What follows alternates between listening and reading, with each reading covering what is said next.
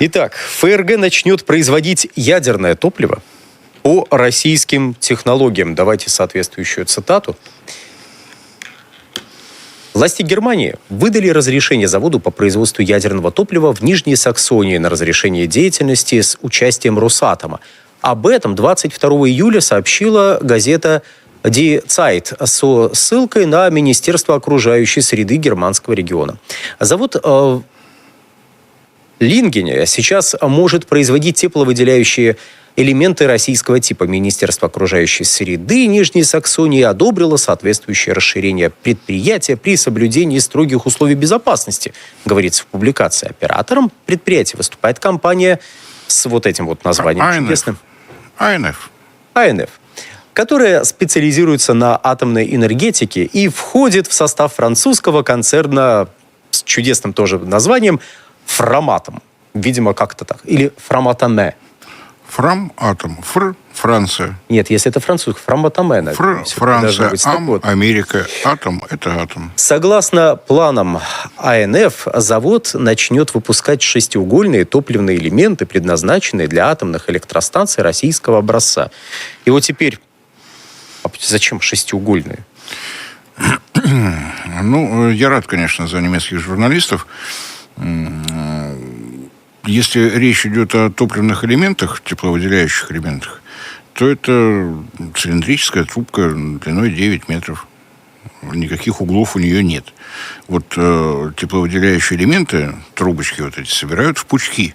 Тепловыделяющие сборки и срез пучка в случае реакторов западного дизайна – это квадрат. В случае российских реакторов – это шестиугольник, сота. То есть фигура максимально приближенная к кругу.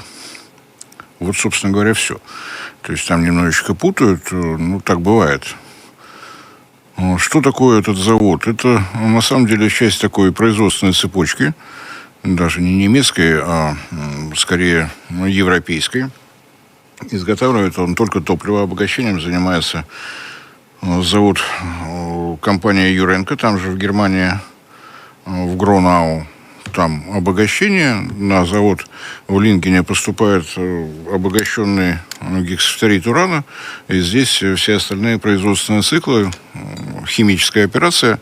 Этот гексафторид превращают в оксид. Из него формируют таблетки. Тепловыделяющие элементы набивают этими таблеточками и собирают в шестигранники, в тепловыделяющие сборки. А вот это Advanced Nuclear Fuels, АНФ тот самый, а какое отношение к Росатому имеет? Соглашение о совместном производстве было подписано еще в 2020 году. В 2022 году АНФ подала заявление о получении лицензии на расширение своего завода. И прошло всего 4 года, вот уже получили лицензию. Не торопясь, спокойно, без суеты. Что особенного в этих сборках? Это не только геометрическая форма. Тепловыделяющие сборки стоят в активной зоне реактора. В реакторе снизу вверх движется под очень высоким давлением вода. Соответственно, если не закрепить эту сборку в днище и в крышку, ей будет плохо. Концевики и хвостовики – это отдельная такая конструкция, поэтому, если почитать внимательно, что написано в лицензии, там будут стоять технологии российские, просто станки из России привезут. Так, если совсем грубо. Потому что дистанцирующая решетка, 9-метровый стерженек с толщиной стеночек 0,9 мм, он гибкий. Соответственно, его фиксируют вот этими решетками. Решетки надо уметь делать правильного размера, без зазорчиков, чтобы все было плотненько. Система укрепления вверху-внизу, вот это все отдельные станки, вот так будет производиться. Называться это будет диверсификация ядерного топлива для советских и российских реакторов в Европе. Им так нравится. Тут нам вопрос задают, а нам можно задавать вопрос с помощью QR-кода, который вот тут вот в углу экрана периодически будет появляться. А Россия об этом знает? Я бы переформулировал. А каким образом на этой всей операции будет зарабатывать Росатом? И будет ли зарабатывать? Ну, если кто-нибудь найдет контракт между компаниями ТВЭЛ и АНФ, ну, публикуйте. Я уверен, что зарабатывать будет, потому что это наши технологии. И лицензионное соглашение, я думаю, составлено правильно. Это наше оборудование.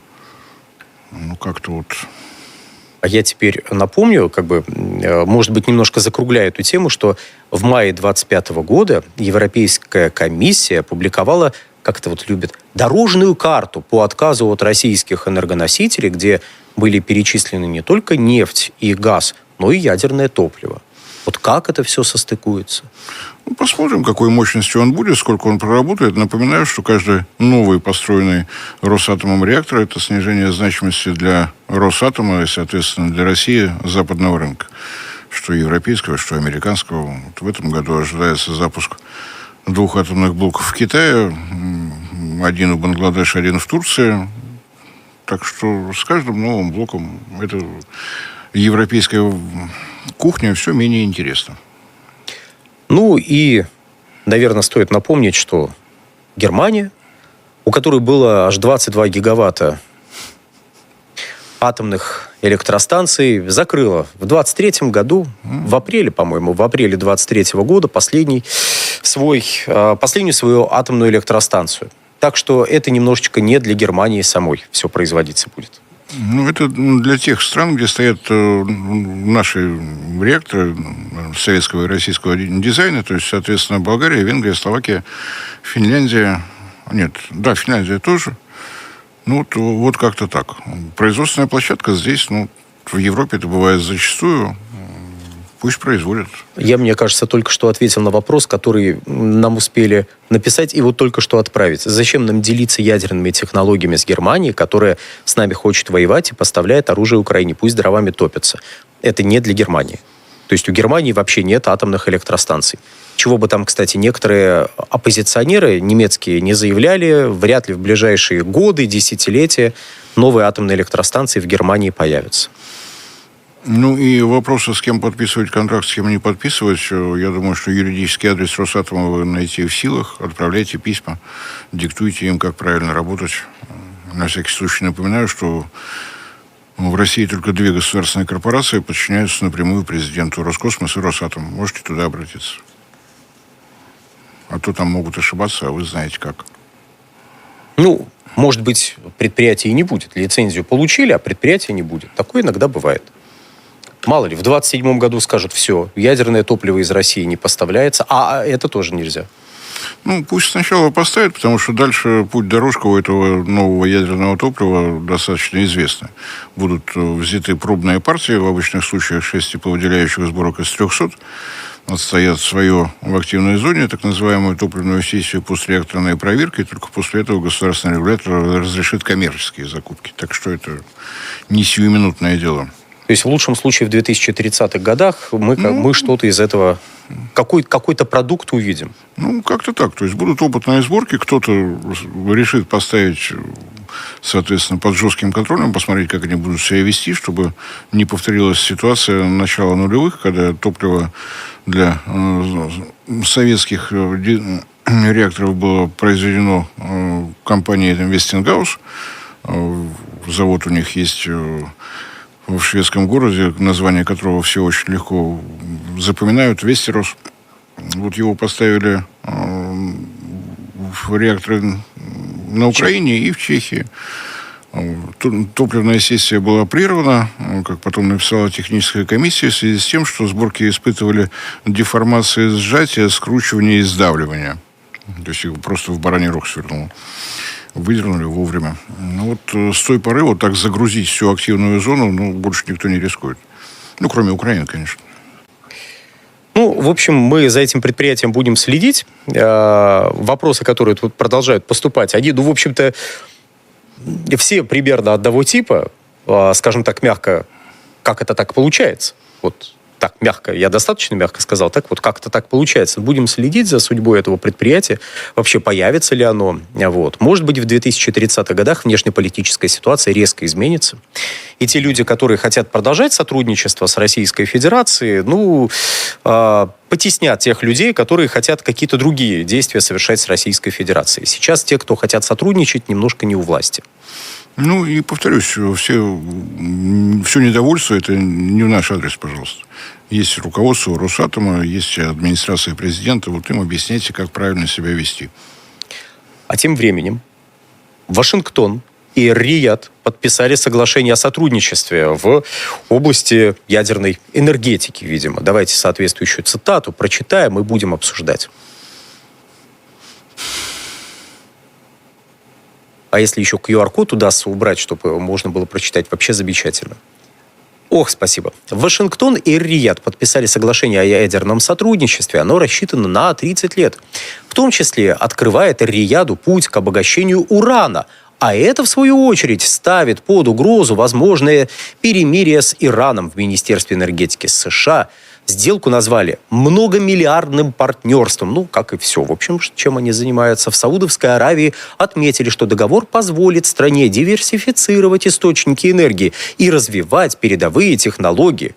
Так называемое соглашение 1.2.3, стандартный документ о мирном ядерном сотрудничестве, который США заключает с другими странами. Он подразумевает экспорт американского оборудования, топлива и технологий, включая реакторы и их компоненты. Перед стартом разработок стороны должны провести совместные исследования их потенциальных возможностей. Так, чем это они там собираются заниматься? А то я уже в телеграм-каналах прочитал следующий комментарий по этому поводу. Ну все. Сейчас у саудитов будет ядерная бомба. Ну, разумеется. Вот чем мне нравилось то, что зачитали с экрана, фейк от начала до конца в каждом предложении. Просто в каждом. Не знаю, кто его составлял. Соглашение не подписано. Для того, чтобы оно вступило в силу, соглашение 123, это параграф 123 в законе об атомной энергии Соединенных Штатов 1954 года. Есть отдельная процедура. Пункт 1. Парафирование договора с сторонами. Пункт 2. Администрация президента США должна изучить, не несет ли вот это соглашение рисков национальной безопасности. Делается это профильными ведомствами, начиная от Министерства энергетики, заканчивая Госдепом и Пентагоном. После того, как это письменно выкладывается на стол президенту США, он подписывает специальный документ, свои гарантии о том, что это будет так или иначе, а не иначе, что он несет ответственность за то, что данное соглашение национальной безопасности США не угрожает. После этого он подает прошение в Конгресс и отправляет весь пакет документов туда. Я пока отметок о том, что это прошение было подано, не видел нигде. Кроме, конечно, замечательных CNN и прочих замечательных деятелей. Далее Конгресс в течение 90 рабочих дней непрерывной сессии изучает этот документ. При появлении любого вопроса документы отправляются на переработку. На изменения, уточнения и так далее, и так далее. Через 90 дней, если возражений от Конгресса нет, соглашение вступает в силу. Точка. Почему 30 лет? Кто сказал 30 лет? Где написано? Совершенно непонятно. Ну, возможно, министр энергетики США выскочил, говорит: ребят, если все будет хорошо, на 30 лет вот этого, там много миллиардов, возможно, триллионы. Может такое быть? Ну, в принципе, может быть. В принципе, может быть. То, что есть так называемый золотой стандарт соглашения 123, страна, подписывающая его с Соединенными Штатами, добровольно отказывается от обогащения урана и от переработки обогащенного ядерного топлива с допуском американских специалистов на 7 местах, где хранится ядерное топливо, где идет обращение с делящимися материалами. Его нет. Удивительное рядом. И это не первый случай, когда Соединенные Штаты не настаивают на этом, на золотом правиле. То же самое было с Индией. Причина? Индия сказала, что по ее атомной программе ей надо 58 реакторов. После этого не то, что золотое правило забыли. В начале десятых, когда Эр-Рияд действительно всерьез задумался о необходимости диверсификации своей энергетики, речь шла о 16 реакторах. 16 реакторов при средней стоимости, допустим, от Росатома 6 миллиардов. После этого соглашение 1.2.3 напишут на полинезийском языке китайскими иероглифами и подпишут. Потому что это все еще топливом надо будет обеспечивать. Ничего удивительного. Состоится это соглашение или нет? Давайте сегодня у нас какое? 9 августа. Добавьте 90 рабочих дней. Что вы увидите? Разгар выборов в Конгресс США. Всем будет очень сильно не до того, а я тут замечу следующее. Саудовская Аравия отличается от всех крупных потребителей нефти тем, что она значительную часть этой нефти направляет на производство электрической энергии, что особенно тревожно летом. Летом спрос на нефть и нефтепродукты максимальный, и Саудовская Аравия, особенно в условиях действующего соглашения ОПЕК+, вынуждена часть объемов снимать с экспортного направления, направлять внутрь страны, потому что резко возрастает спрос на электричество. Люди почему-то летом хотят охлаждать помещение. Удивительное дело. И что касается Саудовской Аравии, ядерная программа у них совершенно реальная. Они не новички на этом рынке, так скажем, в этой отрасли. Первые поиски урановых руд на территории Королевства Саудовской Аравии были начаты в 50-м году американскими и французскими специалистами. Районы приблизительно выявили в 2017 году. Более сотни специалистов из компании CNNC, China Nuclear National Corporation, действительно выявили 3 весьма серьезных участка, так скажем. МАГАТЭ считает, что в тоннах тяжелого металла там порядка 60 тысяч тонн. Этого действительно хватит вот на такую ядерную программу, которую сначала Саудовская Аравия заявила 16 реакторов, потом ей, видимо, умные люди сказали, что вы не очень умно выглядите. Поэтому предстоящий тендер будет на 2 реактора. Ну так. Соглашение 1, 2, 3 без золотого правила – это возможность американским компаниям участвовать в тендере, не более того. Условия тендера не объявляли. Сам тендер еще не объявлялся. В финал вышли пока 4 компании-вендора. CNNC, та самая, французы, Южная Корея, Росатом. Поскольку соглашения у Саудовской Аравии и Соединенных Штатов не было, они не имели на это права. Если Конгресс пропустит без замечания, у кого-то из американских компаний будет право участвовать в тендере. Точка. Что касается обогащения урана, да, Соединенные Штаты начинают возрождение этой отрасли. Я предлагаю вот к этой теме, мы сейчас пару цитат еще дадим, и как раз к обогащению урана перейдем, потому что мы как раз вот про закупки Соединенными Штатами урана сейчас поговорим. Ну и давайте для начала посмотрим на данные из доклада Управления энергетической информацией Соединенных Штатов о рынке урана, чтобы некоторые рамки нам задать. В 2024 году большая часть урана была иностранного происхождения. Они тут рассказывают о том, что у них на внутреннем рынке происходит, потому что, раз мы про Соединенные Штаты, все заговорили, сейчас как начнут обогащать, как начнут поставлять. Вот что они могут сделать, давайте разберемся. Итак, лидировала Канада. С 36% от общего объема поставок. За ней следуют Казахстан и Австралия с 24 и 17% от общего объема поставок, соответственно. На долю материала из Узбекистана пришлось 9% от общего объема поставок, а на долю материала из Намибии и России по 4% от общего объема поставок. В 2024 году на долю материалов из США приходилось 8% от общего объема поставок, по сравнению с 5% в 2023 году. И речь здесь идет про желтый кек, насколько я понимаю. Природную руду. Хорошее сообщение. Если вы сложите все эти проценты, получите 102. Там округлили, тут округлили. Ну и вот в итоге получается... Еще раз, Управление энергетической информацией опубликовало. Все понятно. Хорошо получилось. Ну, как-то так. Это действительно природная руда урана в виде желтого кека. Доля России 4%, потому что Россия на мировой рынок все-таки поставляет обогащенный урановый продукт. Это совершенно другой товар, другой вид. Разница, если брать стоимость килограмма, обогащенный урановый продукт в среднем стоит в 10-12 раз дороже, чем килограмм желтого кека. России просто неинтересно поставлять природный уран. Просто не хочется. У нас многие любят порассуждать, особенно там общественно-политические блогеры, о том, что вот мы поставляем уран, а из урана сразу в Америке делают ядерные бомбы. Как там с обогащением? Все у них хорошо? С обогащением восстановление началось, как неудивительно, несмотря на банкротство компании USEC, USA Enrichment Corporation в 2016 году.